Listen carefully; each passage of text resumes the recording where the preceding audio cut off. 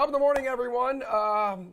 Especially you for watching this show. The Sweat, presented by DraftKings. Jessica Cofield to my left, Emerson Latzia to her right. 55 minutes of the good stuff coming up. And by the good stuff, Emerson means, let's see, NFL price check, who to roster on a pretty big NHL slate, best bets around the association and PGA Tour. But first, it's the takeoff. Yes. Jared Kropp is joining us virtually. Taking the easy way out now that he doesn't live a mile from the office. Okay, Jared.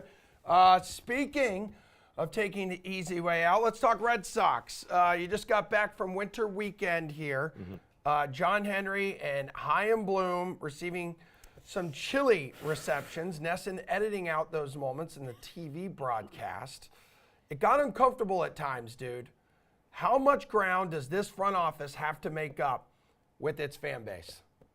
I don't know that that's a simple question because I feel like all they have to do is win. No one cares if they just win. All they have to do is go out there and win this season, and all is forgotten. We were all saying it backstage because we haven't had a winter weekend since 2020. So if we had a winter weekend after that 2021 baseball season, all Red Sox fans would have been throwing roses at Chaim Bloom's feet because they got within 2 games of the World Series after being in last place in 2020. So we already know that you can turn this thing around in 1 year. I'm not saying that they will, but you can turn it around, at least in terms of the fans' goodwill, that can turn around in 1 year.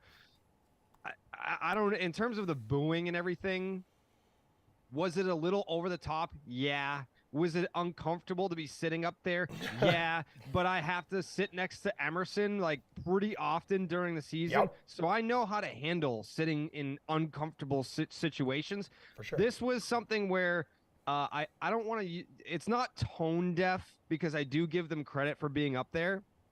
I think that if they were expecting anything other than a negative reaction, that it was a little bit delusional. Yeah, you're welcome for preparing you for that moment on stage, by the way. That's been all those times he made you uncomfortable. That was why. He was just really preparing you for your moment. All right, a big day for the sport as well. Okay, so we're going to find out later tonight who gets into this year's Hall of Fame class. Now, Jared, you have the 8th and final ballot of our Sweat Hall of Fame committee. So this is fake. We have a fake committee. So this is where we're at up to this point. This is through 7 ballots, okay? Through 7 ballots. Now, 6 votes are needed to get these people into the Sweat Hall of Fame. So there's 5 dudes who could get in today. With Jared's vote on his ballot. A-Rod, Rowland, Wagner, Ramirez, Sheffield. Yeah, so your 8th and final ballot, Jared, it includes A-Rod, Manny, Heldon, Rowland, Wagner, Sheffield, Jones, Beltran. Now, Beltran, walk us through your process here. Like, what were you thinking when you selected these dudes? So I'm a big nerd. The statistics that I like to look at for Hall of Fame, obviously wins above replacement being a cumulative statistic, but the big one for me is WAR 7. And what is that? WAR 7 is wins above replacement. You take their 7 best seasons of their entire career, and they don't have to be in order. You take their 7 best seasons and then you add those up, and that's usually measuring a player's peak for their career. And if you look at the wins above replacement and the WAR 7, I think the big favorite today is going to be Helton and Scott Rowland. But Carlos Beltran, I feel like people aren't talking about him as a potential first ballot guy, has the same WAR 7 wins above replacement as Scott Rowland, who people are putting in the Hall of Fame today. Manny Ramirez, I mean, I love Manny Ramirez. I know that, he tested positive. By the way, one thing about Manny Ramirez, and everyone's like, oh, he tested positive for steroids. He tested positive for a women's fertility drug, which is not steroids. He was just trying to get pregnant, and I feel like we shouldn't hold that against him. The man was trying to get pregnant in the middle of a baseball season. You know how hard it must be to hit home runs and be pregnant at the same time? None of us can say that we've ever done that. Not one person. Manny was trying to do it. He's a Hall of Famer just for that. I mean, I can just tell you, speaking from personal experience, sometimes it's really hard just to walk down the hallway when you're pregnant. That's right. It was tough for you to sit here at this desk because your belly was sitting on top of it. It was very difficult. So I can't imagine trying to hit a home run. Yeah. But now your kid's here and she's fantastic. Yeah, she's great. Manny and Beltran specifically, though, here, Jared, neither are likely going to reach that 75% required for election, at least this time. How soon, though, until they get there? I don't think Manny's ever going to get there, unfortunately, by any process. I don't think the writers are going to put him in. I don't think the players are going to put him in. The veterans, I just don't see it happening. I think that they've kind of drawn a line with like proven cheating versus, well, it wasn't banned back then. I mean, and even still, it's very picky, choosy. It just with a guy like Manny, I think. He had the issue with the traveling secretary where he shoved him down the stairs in 2008. There's just like a lot of things that outside of baseball, outside of numbers, that I just don't feel like they'll put him in. Beltran's a Hall of Famer. He should be in first ballot. I don't think that he'll get there this year. I think it's going to be a two-man class. Billy Wagner, another guy that I think he's in his 8th year on the ballot right now. He's probably going to – I think he'll finish with roughly 70%. You need 75 to get in. So within those last 2 years, I really think that we're going to get Billy Wagner in the Hall of Fame. I don't think that this will be the year, but two-man class, I'll take it. But I don't need Manny Ramirez in my Hall of Fame. It is what it is. He's a Hall of Famer to me. Yeah, it sounds like a long 10 years. He's in for a long decade. Manny, just real quick with Beltran, is this more of like the sign stealing thing that's impacting him making it the first year? Yeah, I think that probably has an effect on how writers see him, even though it has nothing to do with his playing career. But we've also seen, a guy like Curt Schilling being kept out of the Hall of Fame because of things that he did or said when past his playing career. So he's in the same boat, I guess. Different offenses, obviously, but writers do take that stuff into account. Alomar, when he was, he should have been a first ballot Hall of Famer. He had that incident, the spitting incident or whatever it was with the umpire. They made him wait an extra year before he got into the Hall of Fame. So I don't know. This is why I don't like the writers having this. Are we doing a hot take this week? Yeah, go. I mean, Do if you got one, spit it off. I mean, the hot take, I don't even think it's really a hot take. You need to expand the voting process. The fact that we only have writers in 2023, who writes anymore? I actually just reached out to DraftKings to be like, hey, I actually want to do some more writing, so I'm going to do more writing this year. But for the most part, fans don't get their baseball information from writers anymore. It's broadcasters, it's personalities, it's YouTube creators, it's people like Emerson going out there and getting down and dirty at Fenway and reporting back live. This is 2023 should be the year that we expand it to a guy like Dallas Braden, my co-host on Baseball is Dead. He's up there in the booth every single night watching baseball up close in person. That guy can't vote on the Hall of Fame. But I know that there are some writers that don't even cover baseball anymore that have a Hall of Fame vote. Those are the guys that are keeping guys out like Billy Wagner. It's crazy. It's crazy to me. Yeah, okay, so agree with you, first of all, on that. Emerson should definitely get some votes. Yeah, dude. I'm No one likes to read anymore. You're exactly right. Like, yeah. You legit, real talk, nailed that. It's podcasters, it's on TV. Podcasters, broadcasters, etc. Totally. All right, finally, the moment millions of people, around the world have been waiting for. Yeah! The results for the DraftKings Sweat Hall of Fame. 8 ballots submitted. Getting in, we have A-Rod, Manny, Wagner, Sheffield, Roland. Did our guys get it right? And also, Jared, like, how close will these DraftKings results be to what we see announced tonight for the real thing? I don't think A-Rod's going to come anywhere close. No. I voted for him. He was on my ballot. I don't think he's going to sniff the necessary means to get in. I think it's actually going to be, I don't want to call it an embarrassing showing, but it's going to be criminally low. And say what you want about A-Rod. He's a weirdo. He actually inspired I just got the Centaur painting of myself at my house. That's in honor of Alex Rodriguez, one of the weirdest guys of all time. I don't think he's going to get anywhere close. I don't think specifically, I mean, no one hates A-Rod more than his competitors. I don't think he'll ever see the Hall of Fame. But is he a Hall of Fame player? Sure. Yes, he is. All right, man. Jared, that's all the time we have because we started late. We love you. Thanks for hanging with us, dude. Love you guys. All right, guys, coming up, we obviously know big weekend around the NFL, Conference Championship weekend. We're going to do some price checks. There's a Millie Maker on DraftKings. Joe Burrow, is he the guy to put in your quarterback spot? We'll talk to our analyst next.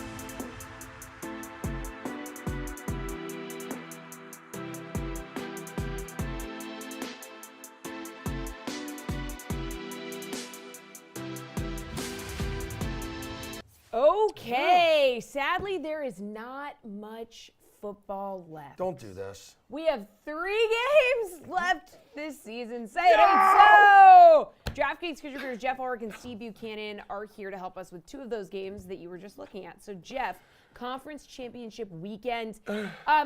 Here's my question. How does DFS strategy change with such a small slate? Obviously, you don't have the selection of players that you normally do. Yeah, I mean, we have a very limited roster here. So basically how it changes, you just have to consider everyone. And, mistakes and targets are magnified. So obviously, the kind of leverage that you're getting with a lower owned player here, in a normal slate, you might get a 5% owned play and that'll be good. But there's other 5% owned plays. There's 12 games. In a 2-game slate, you nail that low owned play.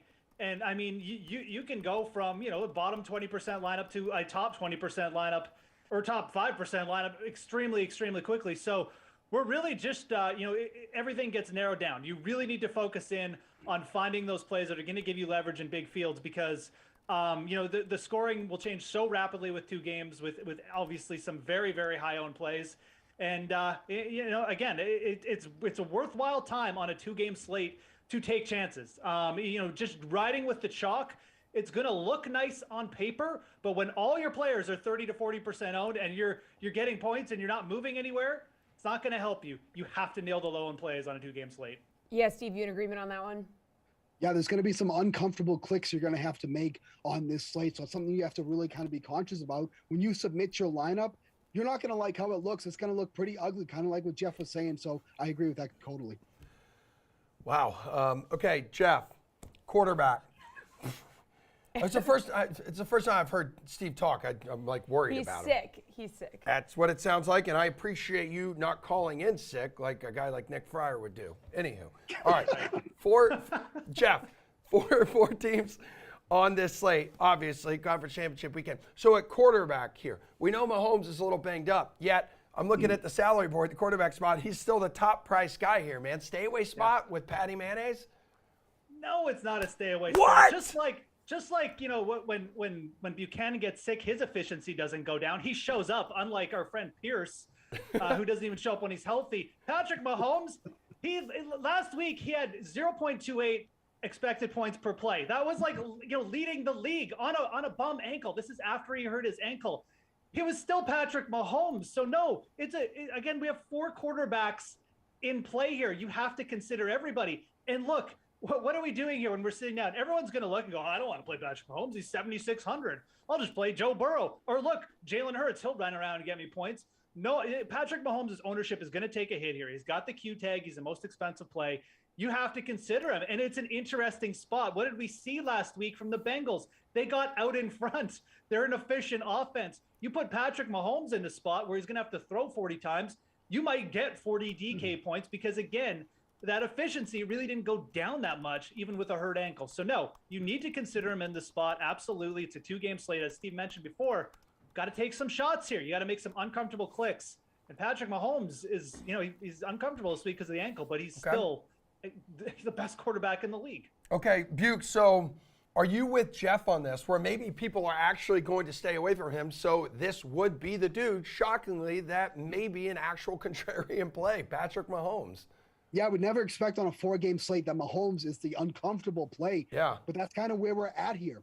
I kind of want to differentiate in different spots, so I have no issue with going with Burrow at 6,800. I mean, this is somebody that's actually done extremely well against the Chiefs historically. In that last game earlier this season, 286 passing yards, 80% completion rate, and 2 touchdowns in that game. And if you look last week, didn't exactly pop off that box score, but that's because Mixon carried the ball 20 times. They absolutely had that game in hand the entire way. Love the matchup that they get there against one of the quarterbacks in particular of Jalen Watson. 64 reception rate allowed, 11 yards per reception, and 4 touchdowns allowed in coverage. He's going to be seeing Jamar Chase. He's going to be T. Higgins. Whoever is matched up against Watson, it's going to be in a good matchup here, so you can soak up some of that production with Joe Burrow at 6,800. All right, so at running back, let's take a look here. We have McCaffrey listed at $8K, then $1,500 cheaper Mixon, $6,500, then another $1,100 down the board. We have the rest of the running back pack. So those two dudes obviously more expensive. Does that make them, even though they're seemingly chalky, like a must roster, Steve? Because like you said, you kind of have to consider everyone in these spots, and though they might be chalky, are they just, you need them in your lineup for the points? I think you need at least one of the two, but the guy that I want to use with them is go right back to Jerick McKinnon at 5,400. His price dropped $600 from last week when he only had 2.5 DraftKings fantasy points. But consider what happened in this game. McKinnon was doing a lot of blocking after Patrick Mahomes was hurt. That was kind of the primary role. If you were on Twitter, you saw that huge block that he made during the game where he absolutely, I don't know who it was, he absolutely annihilated whoever's trying to sack Patrick Mahomes in that game. But this is somebody who has probably one of the highest ceilings on this slate, because we all know what McKinnon can do, especially in the receiving game and how much he was used in the red zone. So getting a huge price drop on McKinnon, obviously his usage in the red zone and the receiving game. Right now, the Bengals are 2-point favorites now after being opened up as underdogs. So I think McKinnon in this type of game script is still somebody to go back to even at 5,400 because that price has dropped so much. All right, Jeff, what do you think? You need to have one of these dudes in your lineup? So once we get to running back, I mean, look, even Patrick Mahomes, like we have 4 quarterbacks, and I don't like Brock Purdy. I don't know how viable he is. So we may only have 3 quarterbacks in play. Everyone's going to have a piece of those, but at running back is where you can really start to get some low-owned guys and take some real flyers on players who I think have serious upside potential in a one-game scenario. Samaje Perine, 5 targets last week. Now, Joe Mixon's the story. They ran the ball well, but if Perine finds the end zone last week, he outscores Joe Mixon, and it's not really even close. He is their pass catching back. Like he is, again, he's only 4,500. His ownership is going to be so small compared to those top running backs. He's absolutely in play. And the other running back under 5,000, who I think is very viable for these 2-game slates and could easily win someone a ton of money this week, is Elijah Mitchell. He's got the Q tag. Both him and McCaffrey a little bit banged up, but Shanahan's already said both these guys are playing.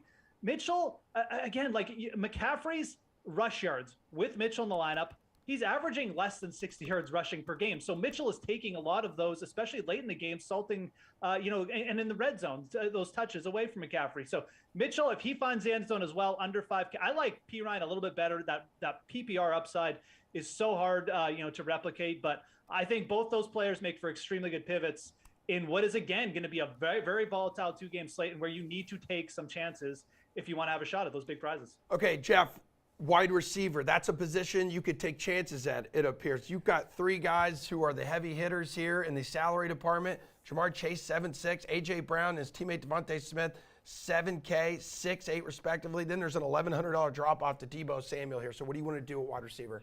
So, I mean, look, you're not going to fade all the top receivers, obviously. That's not what I'm trying to say here. Devontae Smith in a great spot. Jamar Chase, the target share is just relentless lately. Both those guys, you're going to want exposure to one or both. But we're going down the lineup here. Kadarius Toney, 3,700.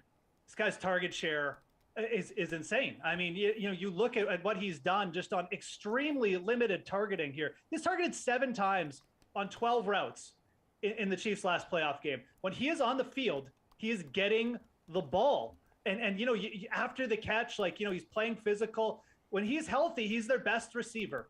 And I just can't see in a scenario where the Chiefs, they're 0-3 against the Bengals with Burrow. You've got their quarterback banged up. They're going up against an efficient offense. I just can't see them not releasing this guy a little bit and just expanding his route tree. Kadarius Toney at 3,700 is an absolute game changer for me this week. Also like Brandon Ayuk down there at 4,400, who's an extremely underrated wide receiver. And I don't think he's going to be clicked much this week. So low ownership on him potentially just because of the Philadelphia narrative. A lot of people are going to be looking to the running back and tight end, but maybe not at Ayuk. But Kadarius Toney, my favorite play this week at 3,700. Bukes, what's the move at wide receiver, dude? Yeah, T. Higgins is 5,400 this week. This was somebody who back in week 18 was 7,600. His price has gone down so much because, to be fair, the production hasn't been there. But even in the last 3 weeks, he's seen 17 total targets in that game. Like I mentioned earlier, he's going to get that key matchup against Jalen Watson on a healthy amount of snaps here. He's still second on the team in red zone targets with 12, which obviously is a far cry from Jamar Chase, who has over 20. But that being said, you don't get T. Higgins this cheap very often. This is somebody who's dropped in salary almost 2K over the last 2 weeks, a few weeks here. So 5,400 in what should be a very pass-heavy game script on both sides. Love that for T. Higgins. All right, real quick, Steve, are Kelsey and Kittle the only two viable tight end options on this slate, or are you looking at Goddard or maybe another value play here?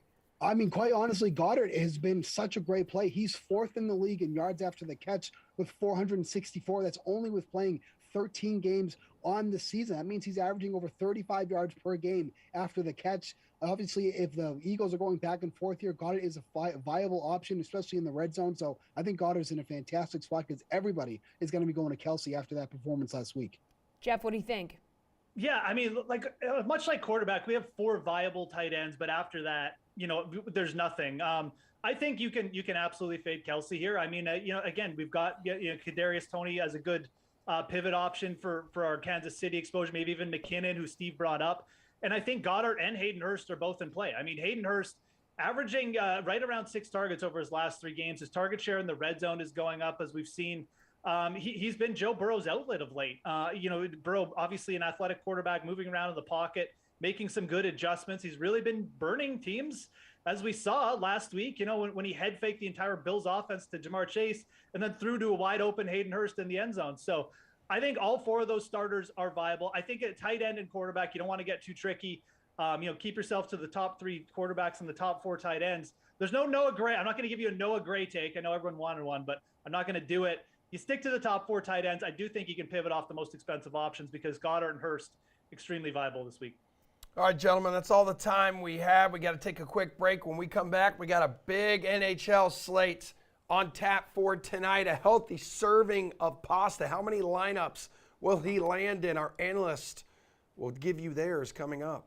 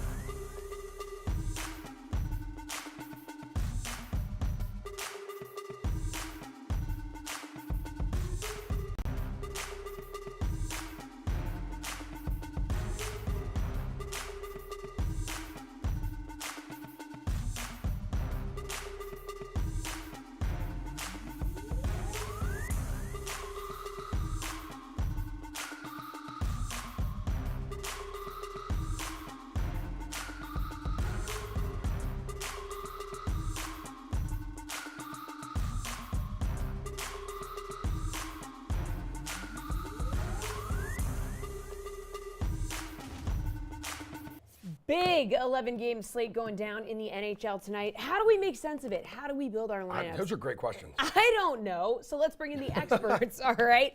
NHL.com's Anna Dua, RotoWire's Paul Bruno, and AJ Scholes. Guys, like we said, big 11-game slate. So which center makes your lineup, Anna?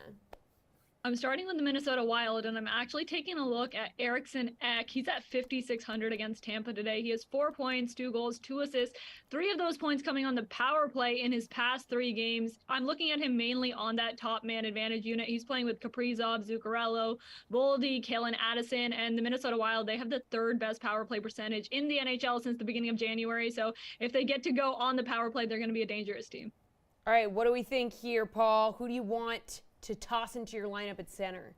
I can't decide, so I'll give you 4 options. How about Jack Hughes, maybe the hottest shooter in the league, 12 goals, 7 assists his last 11 games.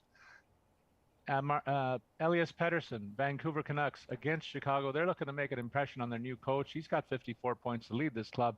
I say he goes off against the Hawks.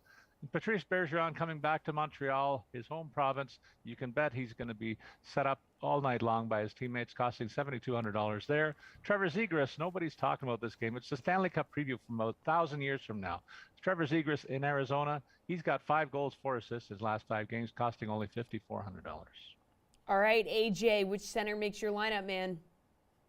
Paul had the right idea with Vancouver, but the wrong guy. Bo Horvat has been a little flat his last 2 games, admittedly, but before that, he was on a 9-game point streak. As Paul mentioned, it's a new day for the Canucks with Rick Tocchet in there. Add to that, they get the woeful Blackhawks at home, and I think it's a good opportunity to snag some Vancouver tonight. You could consider stacking both Horvat and Pettersson if you really want to, but if you're picking just one, I actually prefer Horvat here. All right, well, let's go to the Wings and Things department. Plenty of dudes to choose from here, Paul. Who are you going to go with? Pasta at the top of the salary board. Yeah, he could go off against Montreal, but that's a high price tag at $9,300. I'm going to go a little bit lower than that for another guy who could go off, and that's Nikita Kucherov. The Lightning are flying. He's leading the pack, 5 goals, 7 helpers the last 8 games. Brad Marchand in Montreal, that's probably a cheaper option that makes more sense, helping Bergeron look good tonight. He costs $7,000.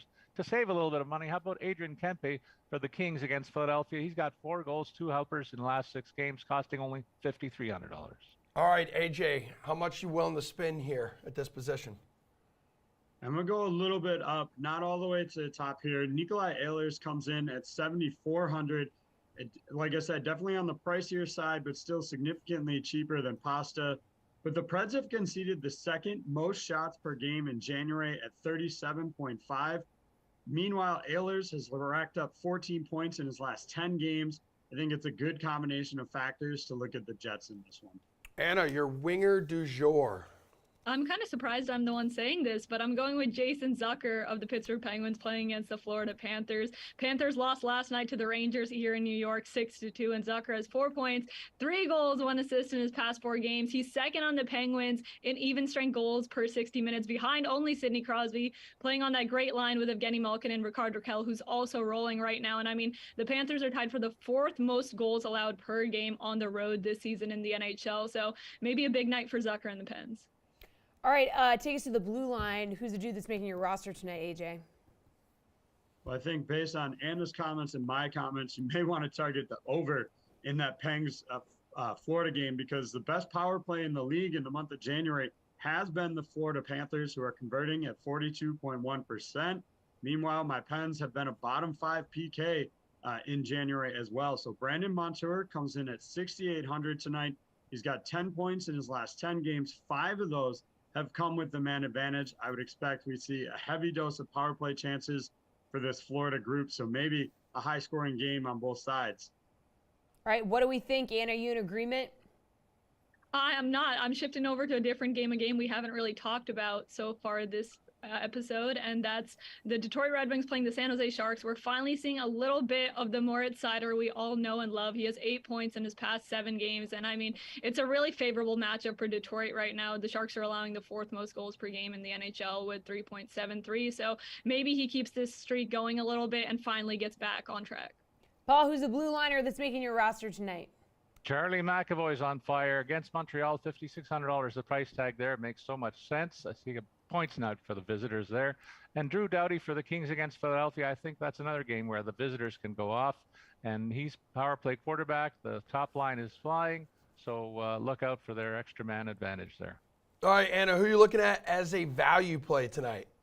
Now I'm finally going to Boston because I agree that's like the best matchup there is tonight. And I'm looking at Pavel Zacha. He's at 3,300 playing against Montreal. So if you want the benefits of David Pastrnak and all the things the Bruins are doing right now, Zacha's the way to go. He has 3 goals, 5 points in his last 4 games. Yeah, it seems like a good game to stack as well, Paul, but I need a value play from you. A couple of guys from Washington, veterans that have rejoined the team very recently and not getting a lot of love in the price wars. $3,100 for Tom Wilson. Nick Backstrom on that second line as well, $3,600. I know they're playing against Colorado, but these guys know how to get it done, and that's too low a price tag there. Connor Garland, another one of those guys looking for a good debut under the new coach. $3,900 the price tag against Chicago. Second line winger makes sense to me too. AJ, bring us home, dude. I'll go back to Boston and look at Craig Smith here. $3,800 is the price tag for him. He's playing on the top line with Bergeron and Marchand, and also has helpers in 3 straight games, so getting decent production there. As Anna said, this is a feast matchup for Boston. I would expect guys throughout this roster to pick up some points. All right, good stuff, guys. Appreciate it as always. That is all the time that we have, but not all the time we have in the show, because guess what? We're talking to NBA. That's coming up next. Stay tuned. The Sweat. We'll be right back.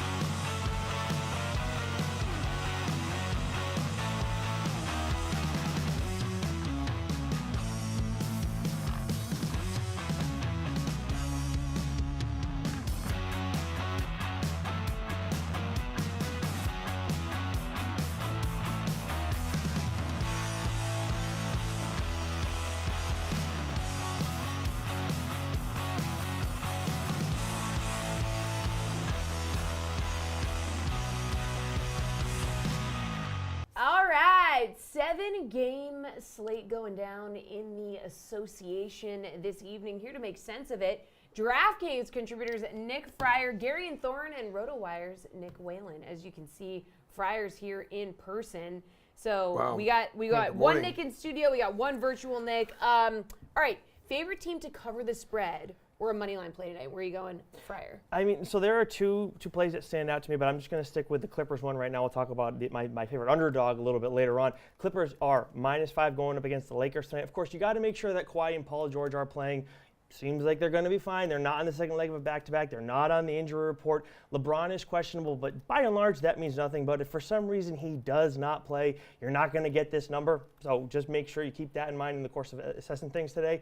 In terms of market movement, too, 34% of the bets, but 49% of the handle going towards the Clippers. All right, Nick Whalen, what do we think? Yeah, this is a tough slate. tonight. I didn't have any games that really jumped out to me. I'm inclined to still roll with the Suns at 6.5. They're at home against the Charlotte Hornets tonight. No DeAndre Ayton, still missing a few of their other role players, but as long as Chris Paul is healthy in this game, I think I trust the Suns' infrastructure against what's just a ridiculously disjointed Charlotte Hornets team. And I know LaMelo Ball, could return for this game. He's considered questionable, but I don't expect him to play on the second night of a back-to-back. Suns are 11-7 as a home favorite this season. Meanwhile, the Charlotte Hornets 5-6-1 ATS with a rest disadvantage, so it's a little higher than I would like, but I'm still going with the Suns. All right, Gary, and where are you going? Favorite team to cover the spread or money line play tonight? Yeah, even though they're at home, I'm still a little surprised of just how light this Bulls line is tonight against the Pacers. Over the last 5 games, the Bulls have the best net rating in the Eastern Conference. The Pacers have the worst net rating in basketball. They're being outscored by 16.3 points per 100 possessions in that span of time. They have now lost all 6 games since Tyrese Halliburton has been injured. I just think the Pacers aren't a good team if Tyrese Halliburton isn't playing, where the Bulls, not a perfect team, but they're definitely playing some of their best basketball of the season in the past couple of weeks. I'll roll with Chicago tonight, -2. Nick Whalen, I have a question for you. That question is, which game total are you on this evening? I almost feel obligated to go over to Lakers Clippers. Total sitting at an even 230 right now. And I mean, Clippers unders has been one of the most bankable bets in the NBA this season. No team goes under more than the LA Clippers. Almost 84% of the time, they're going under when they play at Crypto Arena or whatever it's called these days. Of course, that's where this game will take place. I know the Lakers have been better on offense over the last 10 games. They've been a top 10 offense. I don't really trust this team. I don't think they get Rui Hachimura. Even if he does play tonight, I don't think it really matters. These are two teams that can play slower blotting styles. The Lakers have kind of gotten away from that, but I think we see another under here at 230. All right, Gear Bear. Yeah, I'm going to take the over in a game that has one of the lowest totals on this slate, that being the Knicks-Cavaliers game. There's a reason it's so low. These are two of the slowest paced teams in the NBA. By season-long statistics, they're also two of the best defenses in the NBA. However, the Knicks' defensive rating over their last 5 games is the worst in the Eastern Conference. They are giving up more than 126 points per 100 possessions. They just got really beaten up by the Hawks and the Raptors, who are two very middle-of-the-road offenses. They are missing Mitchell Robinson a lot in the inside, and there is no one on that roster that can fill that void defensively for the Knicks in the paint. So I think teams are going to continue to score a bunch of points against the Knicks. I think the Cavaliers and the Knicks do enough tonight to get over 221. Nick Fryer, game total you like tonight? It's interesting. Waylon and I didn't plan this beforehand, but where he was talking about my game with the total, Yeah. I'm going to talk about his game from the previous question like that. on the total too. Suns Hornets, I like the over in this one. It's set at 227 right now. It opened at 231 and a half. Obviously, the Sharps have bet this one down quite a bit. Right now, this is the public play, and when you look at the numbers and the splits and everything, it does lean toward the over, towards the under hitting in this one. But LaMelo Ball didn't play last night, and they're back at home. I'm trusting that he's going to be seeing some action tonight. So yeah, I'm going with the over on this one. You might be able to wait a little bit to see if this number drops. All right, what's an upset you're on for today's slate, Garion? What do we think? Great question. I have a feeling we'll talk about this game a bunch in this segment, but the Celtics, for the 3rd time this season, are an underdog. They're +3 against the Heat. The Heat are healthy. The Celtics are not. There's obviously some injury concerns in the Celtics backcourt heading into this game, but still, Boston 2-0 ATS, the only other 2 times they've been an underdog this season. They are 7-0 straight up the second night of a back-to-back in 2022-23. The Heat are 8-15-1 against the spread at home this season. At a certain point, if you just see the Celtics at a plus number on the money line, I'd be inclined just to bet it blindly. Again, injury advantage, rest advantage in the Heat's favor tonight, but I'll still bet the Celtics at +3. Farrar, which dog do you like? I mean, I tend to agree. I mean, even after this rough loss against the Magic, I mean, that was brutal. But I mean, to add on to what Garen was saying, Miami 2-7-1 against the spread with rest advantage and 5-14-2 against the spread as home favorites. To me, this is an easy one. Yeah, Celtics +3. All right, Waylon, 3 for 3, baby? Well, I'm not going to go against the data, but I do wonder if we might see some players resting for Boston tonight on the second half of a back-to-back. Conspicuously, there are no player props available for a lot of the Celtics players right now. So I do wonder if maybe this is a spot where you give Jason Tatum or you give Jaylen Brown a night off, in addition to guys like Al Horford, Robert Williams, who typically will sit these back-to-back. So I kind of understand it, why Miami is the favorite. For the sake of differentiation, I'm going to throw the Pelicans out there. They're technically an underdog. They're 1-point home dogs against the Denver Nuggets. I think the general expectation is that Nikola Jokic has a good chance to return for this game. Not a guarantee. He's a 50-50 call right now. We're monitoring some other situations, injury-wise. Bones Highland, Michael Porter Jr. dealing with a personal matter, unclear if he's going to play. So I think there is some value here on New Orleans for the time being, especially if we find out later that Jokic isn't playing. All right, player prop you're on tonight, Fryer.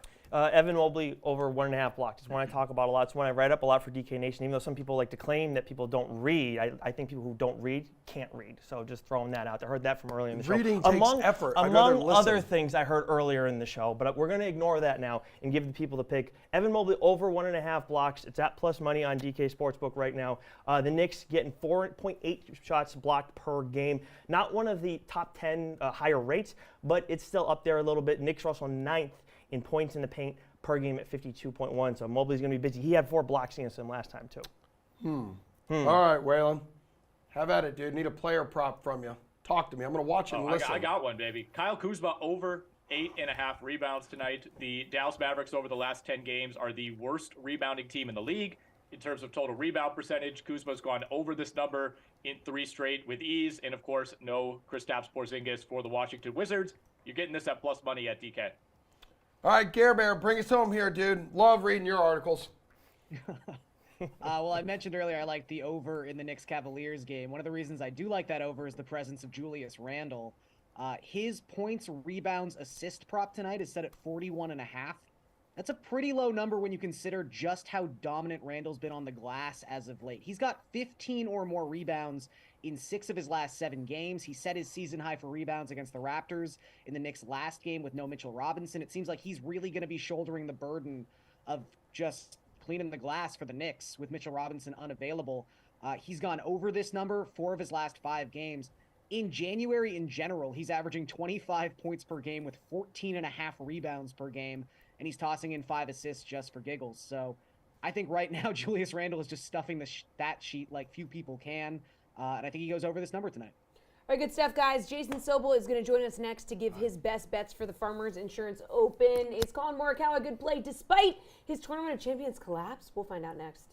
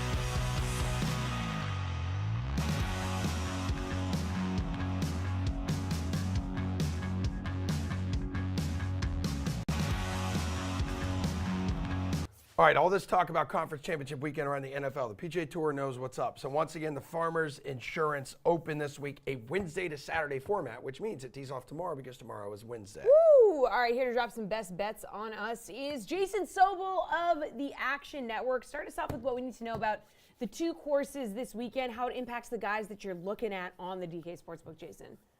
Yeah, Jesse, first of all, I'm going to stress what Emerson said right there.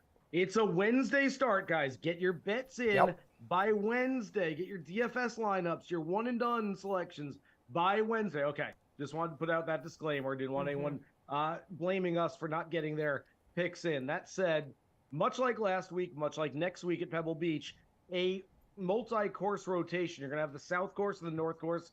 The North course just for one of the first 2 rounds, the South for the other 3.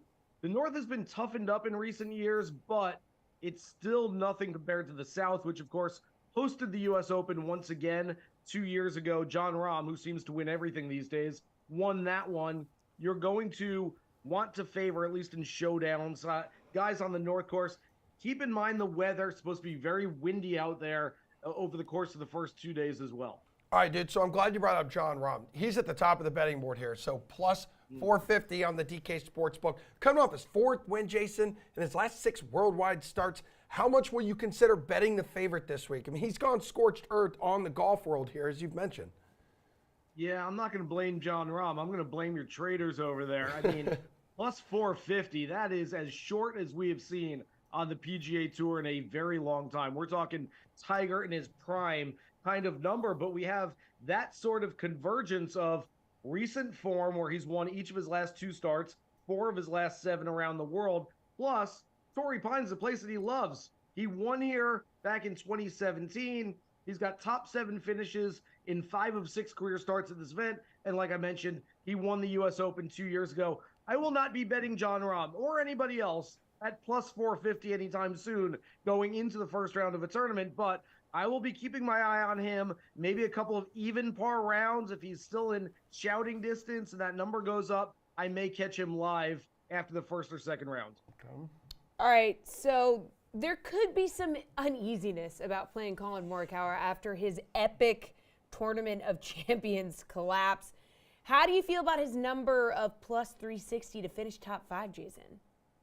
Yeah, I don't mind it. I'm sort of in this position now where, look, Jon Rahm is the guy this week, and you've got to beat Jon Rahm. And we saw that Colin Morikawa certainly couldn't do that in Hawaii, even with staked to a big lead going to the back 9. So I'm not going after Morikawa. You know, the guy, as far as the top tier of players that I look at every year, and I pick him every year, I think for the last 5 or 6 years, is Tony Finau. And so I can't jump off now that Tony has sort of learned how to win.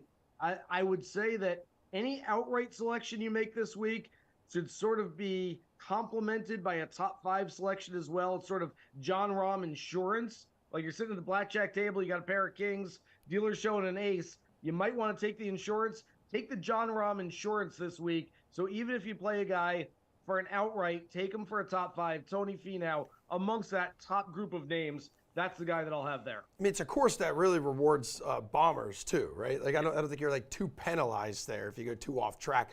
What about top 10? Who's your favorite top 10 bet right now, Jay? You know, I'm going to look at 2 guys who are, quote unquote, older guys. They're making me feel old because I've been out here doing this for a long time. But Jason Day has a terrific record at Torrey Pines. 2 wins. Last year wasn't even playing his best golf and finished in 3rd place, 1 shot out of the playoff.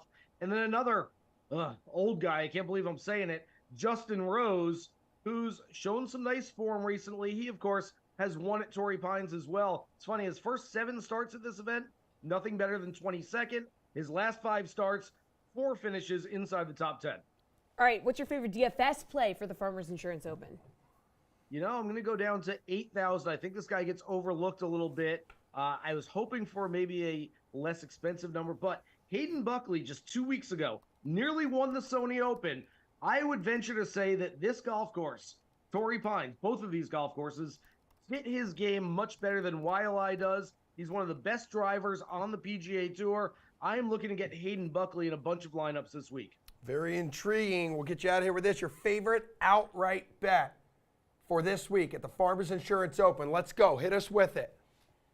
Yeah, I'm going to go with Tony Finau. I don't feel great about it other than the fact that, like I said, I've played him each of the last half dozen years. Emerson, if I don't take him this year and he wins it, I'm going to be kicking myself all the way to Pebble Beach next week. So I've got to do it. Top 5, Tony. Come on. Let's go. That top 5, though, just needs to be top of the board, all right? All right. All right, Jason, thank you so much. Thanks, Appreciate dude. it. That is a show. Madden begins after this. The slate is tonight at 5 with Glash, Lamarca, and Gary. And we're back tomorrow morning at 11 a.m. Eastern. We'll see you then. Peace.